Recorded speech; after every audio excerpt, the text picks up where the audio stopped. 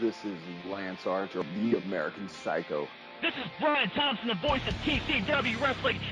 This is the original hardcore wrestling and freak of ECW, the one and only Axel Rocky. Yes, this is the Shockmaster, and you're listening to Hardcore Wrestling Radio. For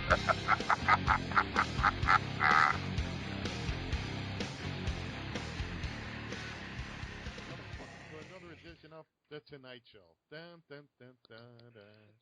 Dun, dun, dun, dun. And thank you for that music and interlude, and welcome to another edition of Hardcore Wrestling Radio. I'm your hardcore host, Rick Head. And of course, hardcore crew with us. First, he's my sidekick, he's my partner, and he's the son of a bitch, Andy. Andy, welcome to the show. Hello everybody, and I hope you're all doing well. And next, we got the classic wrestling manager, and he's Joseph Knight. Joe, welcome to the show. Thank you very much for having me. And next, we have the incomparable Lance Moss, and of course, you can always find him over at Lance Moss TV. Lance, what's going on? This just in, Jay-Z has to change the song from 99 problems to 100 problems, because he got 100 problems and a bitch is one. We have the iVlog tag team in the house. First, he's a Bay Area MVP, known as Will, and his tag team partner is James from the Big Easy. Guys, what's up? Is Will here? That's the main question. No, I'm in your car. No, I'm at home, son. See, I was in the moment I was at a football field. Now I'm at home. Sure you were. And those cops that were chasing you were not because you were stalking another diva. Well, Yeah. Now that James has a restraining order and he has a house arrest, let's get on to our show.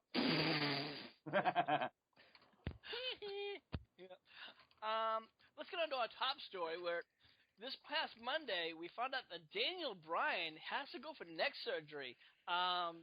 There's been some ongoing stories about whether he's going to be out for, some say 6 to 8 months, some says 3 to 6, months, and now some say as little as 6 to 8 weeks. There's been rumors that Daniel Bryan could be stripped of the WWE title. Joe, what do you think about this? Do you think the WWE is going to strip him, or do you think this is just all storyline based? No, he has to go for surgery. He has I believe it's a minor crack in his neck. Well, yes, I agree that the injury is that, but I'm talking more of on the stripping of the title.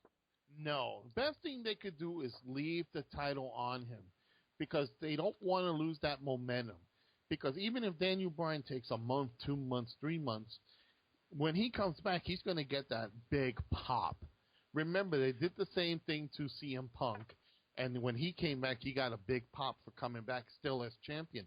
And personally, in my opinion, WWE doesn't have no one that can fill in for that spot. You don't want to give it back to any Evolution member. You don't want to give it to Cena. So right now, leave the belt on Bryan, wait till he comes back, and then let it continue going. Focus on Shield Wyatt, Shield Cena, Evolution Shield. Focus on those things. And the secondary belts, make them your prime belts to defend.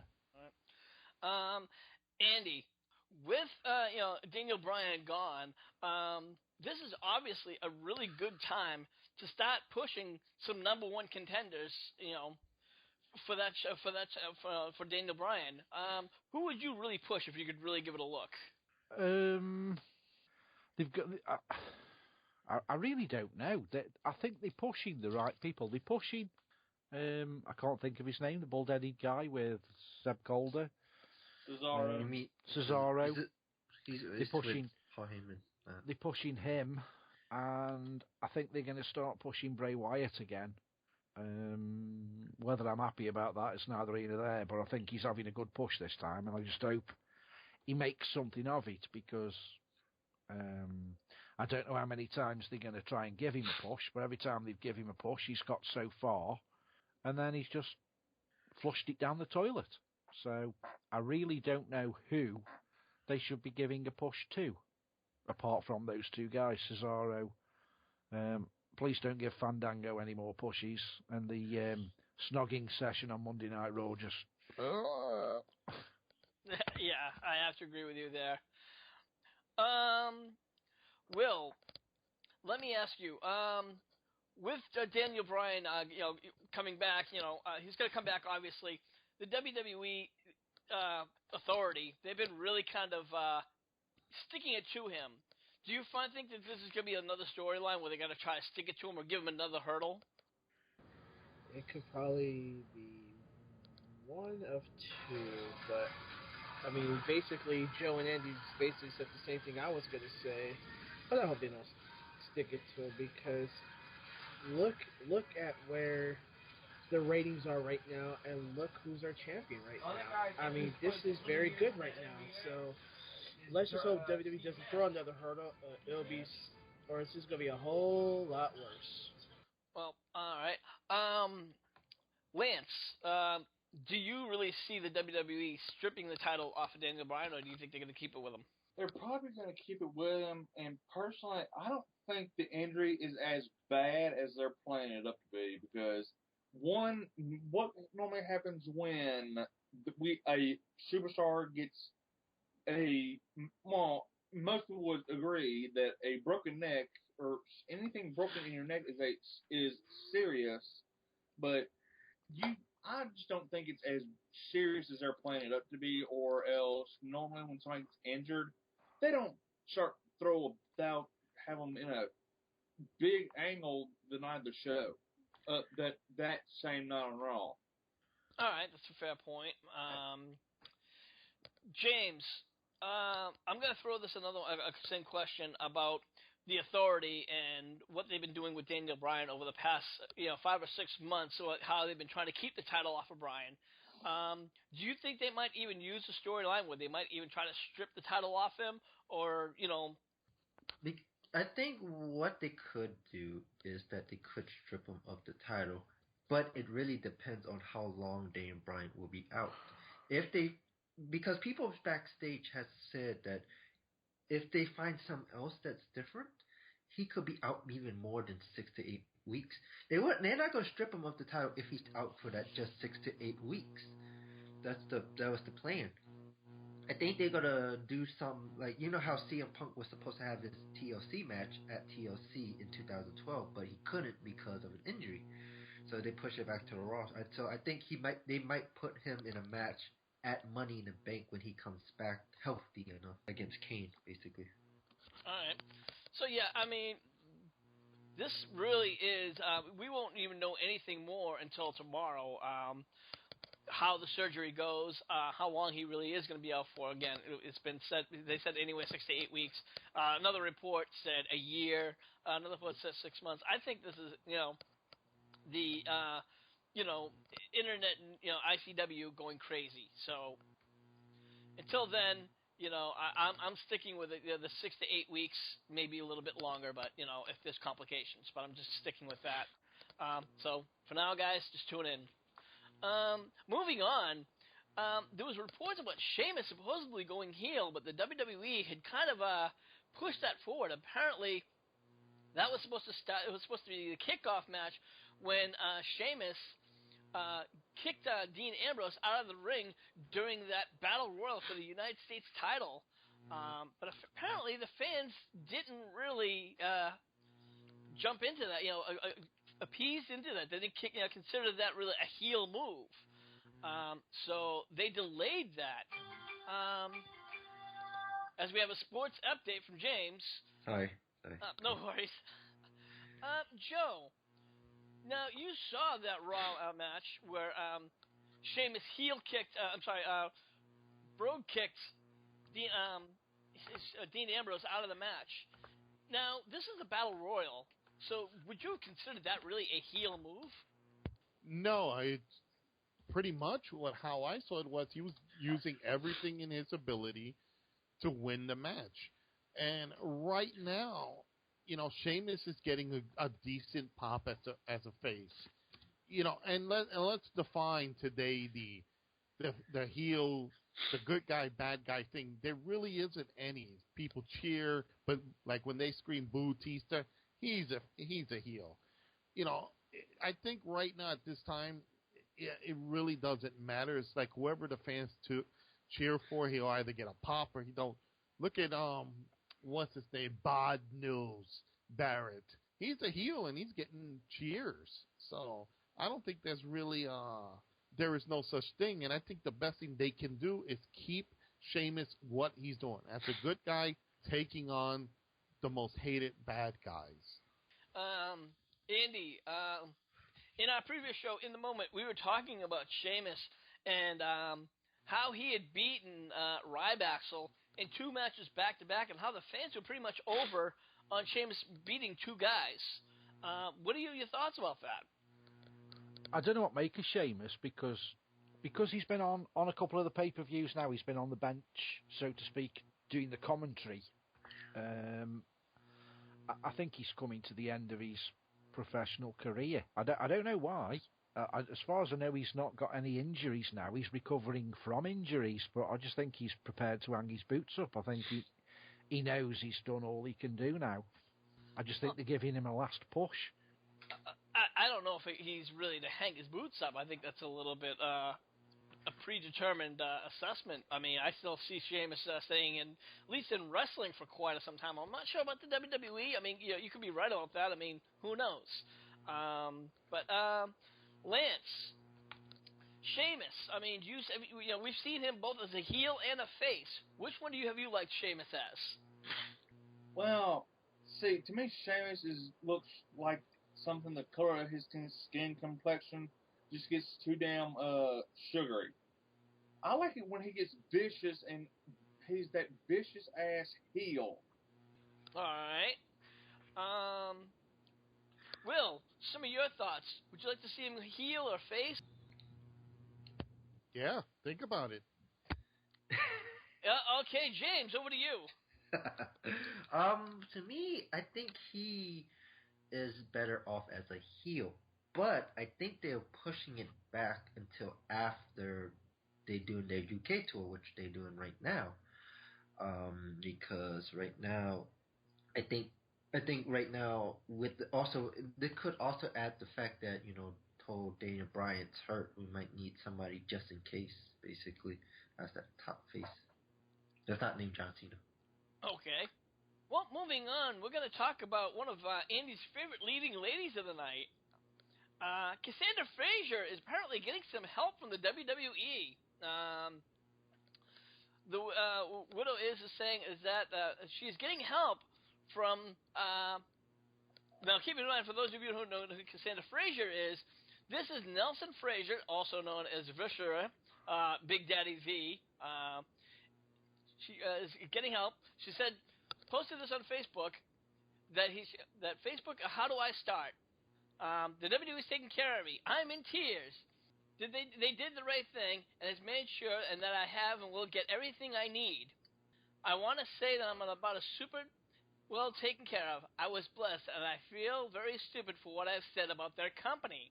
Feeling super happier than I've ever been in my entire life except for what I met Nelson. I think I'm going to start watching the WWE again. Laugh out loud. I've been very blessed. I love all my Facebook friends, at least for today. Laugh out loud. Much love. And WWE, yes, they rock. Much love. I think she forgot to put another laugh out loud. Andy, I know you're just waiting. You're just waiting for the subscribing at the listener, so go ahead, all you. Well, I can only say what I see on Facebook. So I don't know nothing about the woman. I don't know nothing what she's like. She could be the nicest person in the world, but she just comes over as a complete trash bag hoe. The amount of times I follow her weekly, the amount of times she's disrespected everybody in wrestling fans, yes, us people here are a bunch of wankers, according to her.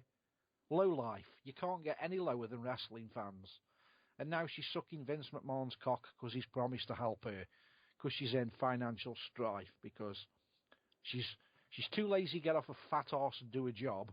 She had to rely on a dead husband to bring the money in and keep her happy. So if she feels happy about flaunting her bits on Facebook, let her go ahead. But I don't know why Vince or the WWE even associate with her, because she's just a ring rat. Nothing more, nothing. I don't even know why we're wasting time on the radio show. I hope she's listening, because she's nothing but a dirty ring rat. And I feel sorry for Fraser, Big Daddy Diesel, who's had to watch from heaven, if there is such a place. Look at all the shit she's been giving all the fans and all the wrestling fraternity since he's passed away. She's nothing but a skanky hoe, in my opinion, and that's just my opinion, not the rest of the guys.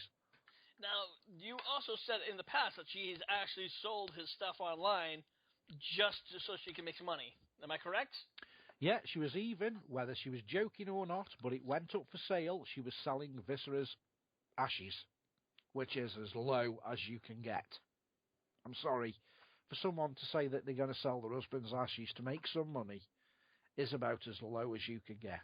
And those comments are still, if you follow her on her Facebook page, and I'm sure Rick will put a link on this video, if you follow her on that page and you scroll to the bottom, probably 3 or 4 weeks after the poor guy had passed away, there's a picture of the casket with the ashes in, and she was open to offers. It's still on her page. She hasn't removed it. That's how low life she is. She hasn't removed it, because I was looking. She said she deleted a lot of the comments, because she said, I had a bad day. She goes, oh, excuse me, so unfuck you. And she said she deleted a lot of the comments. The only comments she's deleted are derogatory comments to Vince, because Vince has now said, we will help you. Oh, really? But everything else, all the scantily clad pictures and everyone giving her a thumbs up. I think they want to put a fist up, not a thumb up, but there you go. You know, Rick, I want to comment. Is there any legitimate proof that WWE is helping her in any form, or could this be just something that maybe they did a restraining order on her to tell her, shut up, stop talking about us? Is there any documented proof that Vince, the WWE, or Triple H is actually having anything to do with her? That's a good question, but you know what? Let's put it this way: if for 1 second there was, why would she put like, I'm in tears, I'm happy, I'm so happy, thank you WWE, you rock, and I'm blessed. If they tell you to shut up, if you get a restraining order to shut up, you don't thank them, you just shut the fuck up, right? Unless they pay her just to stop saying anything negative about their company. But I would like to see, somebody can link it in when you post this up, Rick.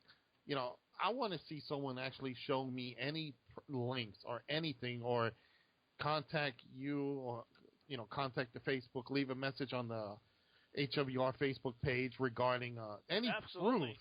Any proof that this woman's getting any help, because she's also was willing to do porn or take nude pictures. For the WWE to get involved in someone like that even though they have their own version, I just think they really, I have to see proof. I'm sorry. Okay, all right. Anybody else here would like to possibly, put in their own 2 cents about this Cassandra Frazier getting help from the WWE, please, by all means. She's not even worth 5 cents. She's not even worth 5 cents. I don't know why she's even acting the way she is. It's a joke. Yeah. Well, and I think Sheiky Boy said it perfect. Yeah, absolutely.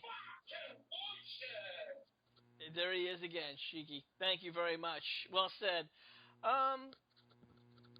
Let's move on to one of our newer segments, and it's the What If segment.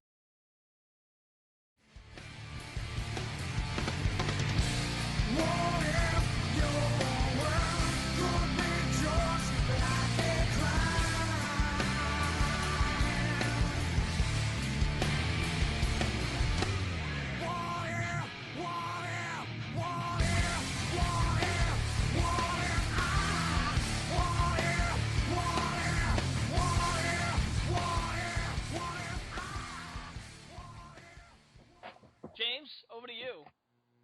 All right. This is now going to be a bi-weekly segment, so it's going to be every 2 weeks. And this is a fun segment, as we will put in a scenario for you, and we basically changed up. It was like, what if? What if this thing happened instead of this thing happened? So, this week's What If. What if WCW won the Monday Night War instead of WWE? Let's bring it over to Rick.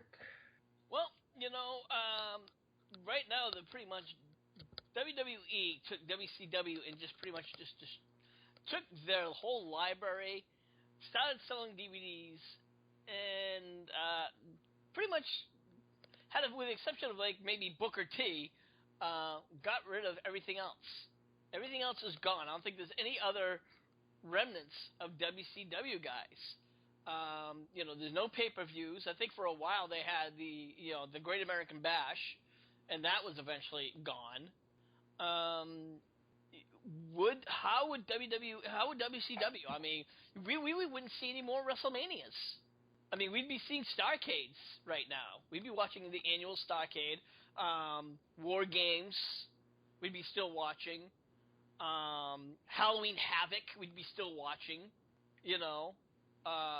Bash at the Beach. These are pay-per-views that I truly miss. I think as far as what they would do with WWE, would they bring their library over? Would they be smart enough to bring their library over and do something like that? I think so. I would hope so. Would we have a WCW network? I don't know. I mean, Eric Bischoff is a really smart guy. Joe, what do you think?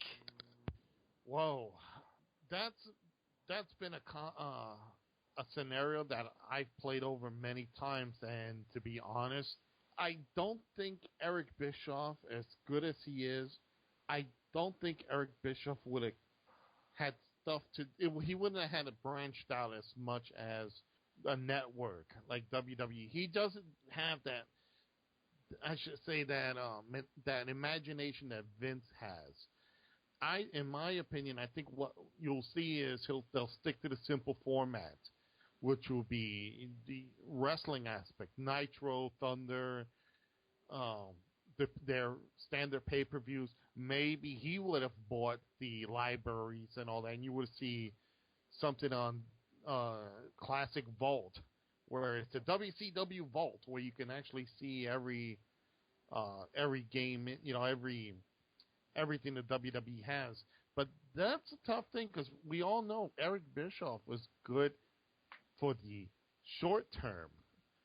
I don't think it would have been as successful as Vince has now with the WWE. I think it would have kept going for a short bit, and fans would have been bored of it right there and then.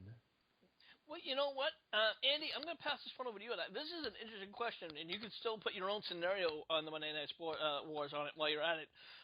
Would Vince have even sold him the WWE rights?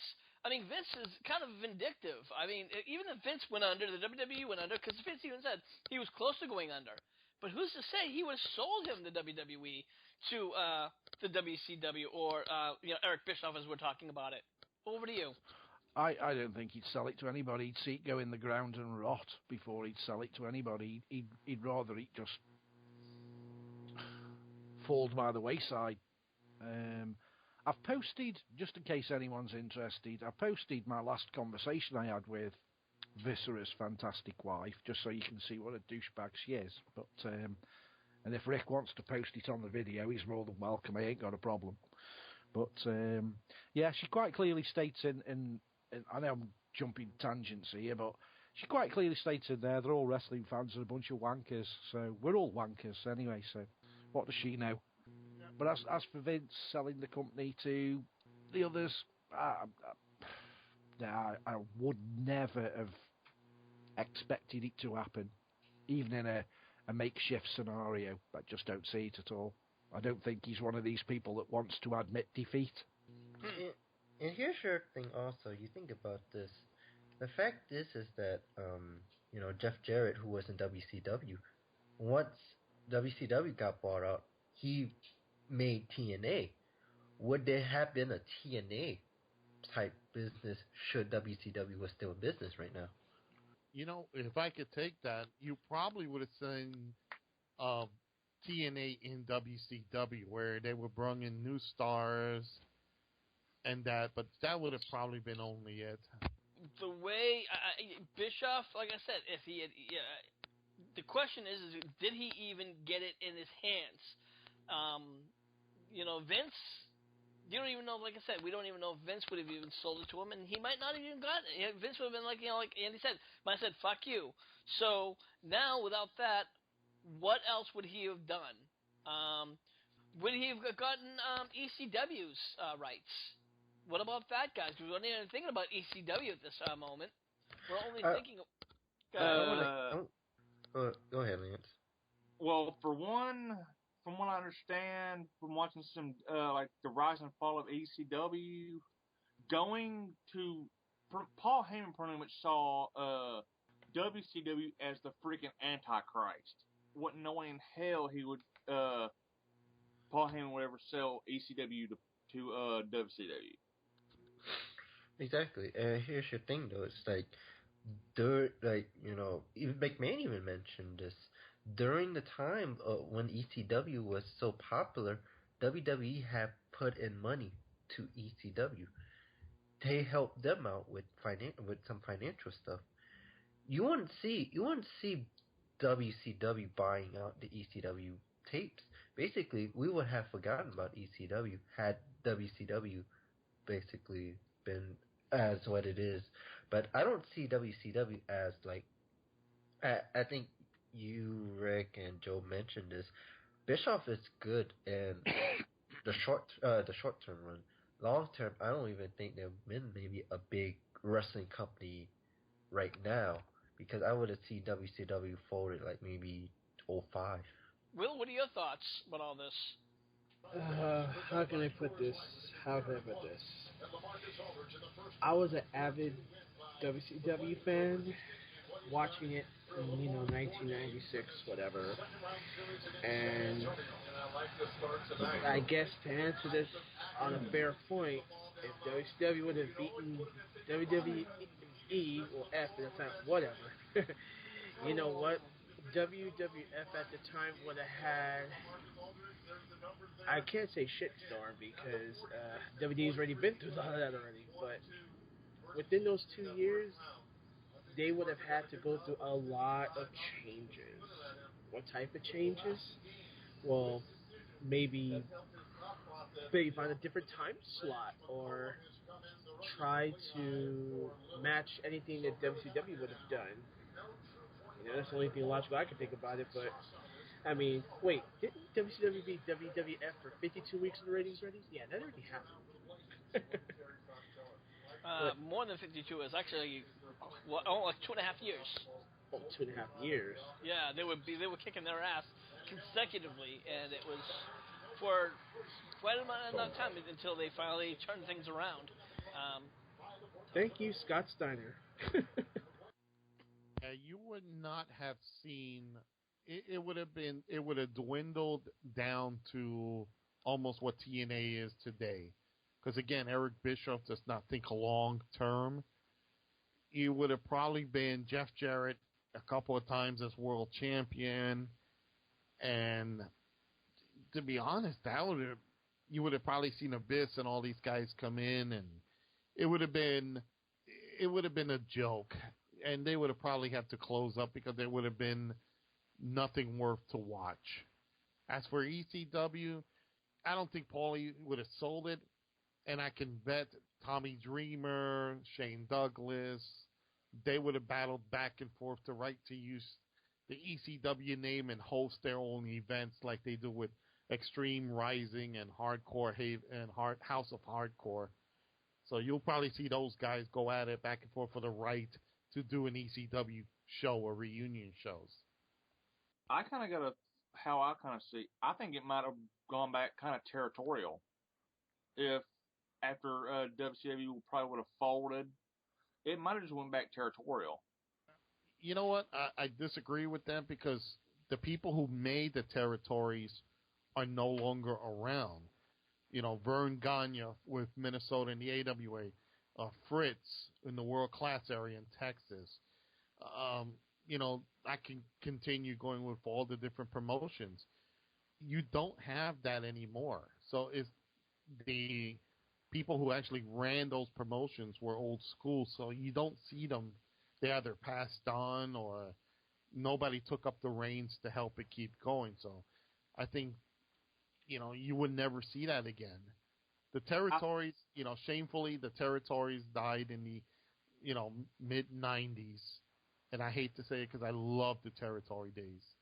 I think what I was kind of meaning was, like, not necessarily the territories, but like a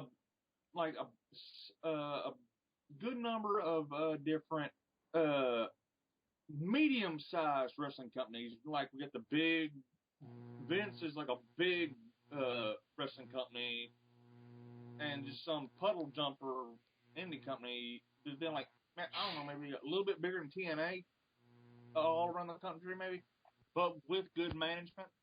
All right. Well, let's move on to another segment, a popular segment that's been over here on HWR. And, of course, that's controversies and scandals.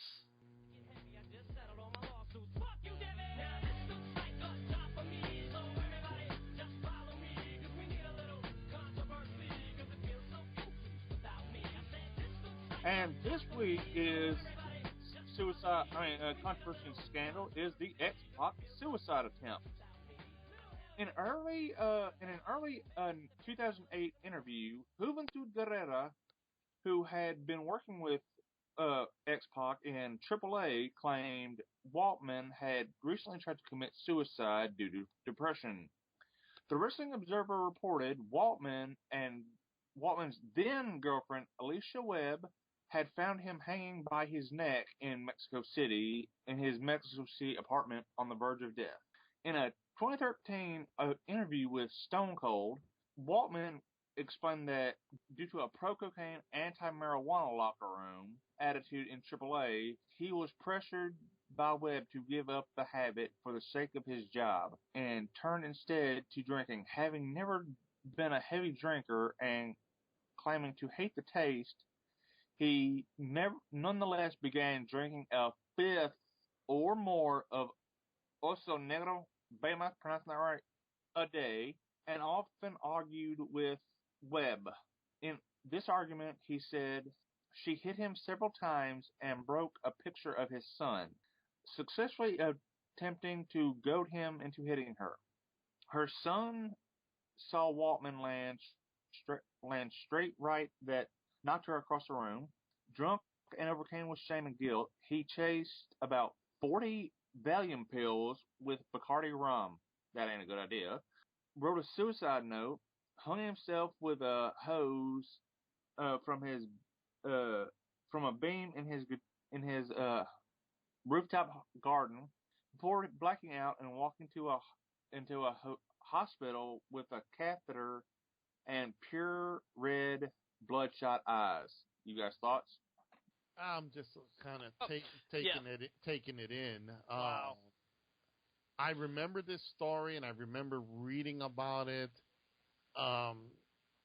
And he did do a shoot interview where he talked about this. There's many reports that say in AAA there's, how should I say, a lean towards taking drugs. And even in WWE, when he used to team up with Shawn Michaels and all that, and the Clique, the stories were always there that they would take him, get him drunk to laugh at him when he throws up, and all that. So yeah, he's had a very hard life. And having met him in his rookie career, he seemed like a down-to-earth guy who was more interested in getting into wrestling and being the best he can be. But, it's never good when you can't kick that habit. And unfortunately, a lot of old wrestlers today, they fall into that same position where, they either feel like they can't continue working, or nobody's calling them, so they hit the drugs. X-Pac, Sean Waltman, it's a sorry thing, but at least, they stopped him from from committing suicide. Hey, he went on to have his ass ripped open and bleed everywhere. So how good is that? At least you don't die, but at least you have your ass ripped off. Yeah. I remember actually reading an interview, and some of the notes is like, he said I hung myself on the roof from the apartment. It was the darkest moment of my life for one of them to get me to do that. It was a lot of build up I didn't know how to deal with. To the wrestling fans, as Ryan Shamrock or Symphony found Waltman, he said, I was dead. She got me down. I don't know how she did it. She was like Superwoman. I swear. She did CPR and all that to keep me alive for 45 minutes until the ambulance arrived. Then I was really on life support for 3 days. Kevin Nash was there for the next day, and as soon as I got out of the hospital, he was there. I went placed to the Miniger Clinic. I hope that's the right place in Houston, Texas. I stayed for 4 months. The Miniger Clinic is a leading psychiatric hospital for the treatment, research, and education. Waltman got some much-needed insight for himself and a person through soul searching. It was fantastic, said Waltman. And again, we've seen. I think it was Scott Hall and Sean Waltman are pretty much two of the people who really have a lot of issues with substance abuse, and we've seen Scott Hall pretty much come out of it, and Waltman, I'm not sure really where he's at. I mean, hopefully he's at that, but I mean, some people can come out and then they can slip. Andy, your thoughts? I feel sorry for Sean because I've seen a couple of interviews and he just seems a pitiful man. And as much as we've probably ridiculed him in the past, he's still got a serious soft spot for China. And I think when China did the dirty on him, I think it hurt him even more. So I don't think he'll ever get over his demons. He'll be the next Scott Hall candidate, I think, that's going to have a good run, have a bad run, have a good run, have a bad run. I think he's just hung around with the wrong sort of people, to be honest. I really do. I think he's wherever the shit, Kevin Nash always seems to pop his head up, and the only reason why Kevin Nash sort of pops his head up is because if somebody like Sean Waltman's going through a bad period, the press are going to hit on it, and there's his big buddy with his arm round him, so he can get a free publicity himself. He's just a joker himself, Kevin Nash. He's just a parasite, in my opinion. The guy is a complete parasite. He sniffs around everybody that's got issues just so he can get himself on camera. James, your thoughts on this whole issue? It's sad to hear stuff like this. It's just really, this is the first time I actually heard of this, and I'm like, wow, this is just basically, man, you hear this stuff all the time, and just to hear from all this stuff, I'm like, it hurts, I had not much else to say. Really. Okay. All right, and Will, over to you. Well, the only thing I could say is I just hope that he recovers from all this. I mean, just reading this now, when he was in Mexico City doing AAA, and I don't know much about the organizations and everything, I did not know that happened to him. And that's kind of sad if you ask me. But, I mean, like Andy said, if he goes down the road like Scott Hall, it's going to be one of those demons that is not going to leave his side. And a lot of wrestlers that went down this road. And the way that X-Pac got himself clean, thanks to Miss Webb, and, and also Negro means black bear, for those who don't know that. Black, the translation for that. So basically, I just hope he has, a straight waist going forward, and he doesn't go back to his vices, or he'll just be like his friend. But nobody would want that. Nobody does. Well, I think we're going to wrap things up here for right now. Of course, we always thank you for coming on and watching the show at Hardcore Wrestling Radio. Please feel free to put your comments in the comment section below, and of course, always please subscribe to us at youtube.com/HWR show. Andy, where can everyone find you at? Yeah, you can find me at www.stokehaunted.com. We have the classic wrestling manager in the house, Joseph Knight. Joe, where can everyone find you at? I'm here. Okay. You can find me on Twitter at JKnightManager, and you can also find me on Facebook at Joseph Knight Manager. We have the incomparable Lance Moss in the house, and you can find him at youtube.com/LanceMossTV. Lance, what do you got going on? Album reviews, NASCAR discussion videos, redneck gourmet cooking videos, a little bit of guitar work, and whatever pops into my head. We have the iVlog tag team in the house. First, he's the Bay Area MVP, known as Will, and his tag team partner, James from the Big Easy. Guys, what's going on? I need to tell James to get this Burger King smell out of this car because I'm about to die.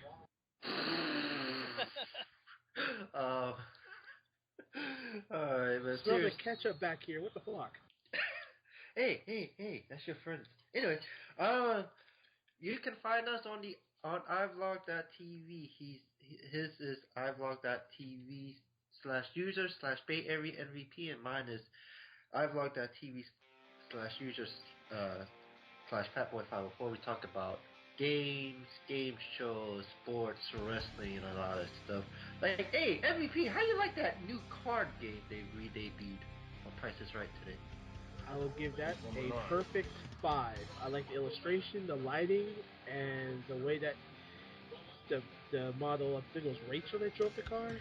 Yeah, very, very nice. So, I mean, Carrie's card game, I like it.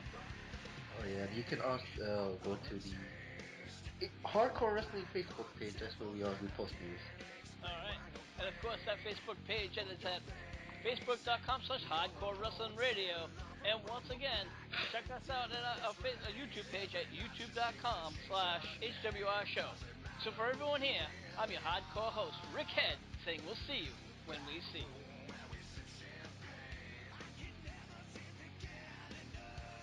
Thank you for listening to this edition of Hardcore Wrestling Radio. Be sure to check us out on our Facebook page at facebook.com/Hardcore Wrestling Radio. And please subscribe to our YouTube page at youtube.com/HWR Show. Until the next time, this is the hardcore host, Rick Head, saying we'll see you when we see you.